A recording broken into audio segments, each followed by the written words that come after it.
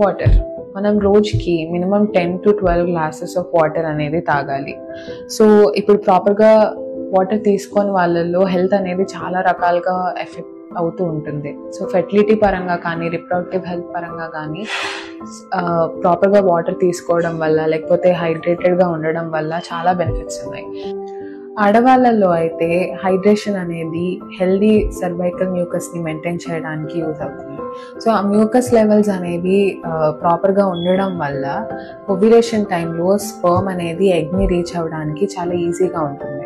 It also supports hormone regulation, egg health, ఇంకా reproductive ఆర్గాన్స్కి కావాల్సిన essential nutrients అన్ని body transport చేయడానికి వాటర్ అనేది చాలా హెల్ప్ అవుతుంది. మగవాళ్ళల్లో అయితే వాటర్ అనేది స్పర్మ్ హెల్త్కి చాలా crucial. So proper hydration can actually improve sperm health, sperm motility, semen volume and overall sperm quality ని కూడా చాలా వరకు చాలా బెటర్ చేస్తుంది. మీరు ఇప్పుడు యాక్టివ్గా కన్సీవ్ అవ్వడానికి ట్రై చేస్తున్నా సరే మీ స్మాల్ లైఫ్ స్టైల్ చేంజెస్తో పాటు స్టేయింగ్ హైడ్రేటెడ్ అనేది can actually make a big difference. So always stay hydrated.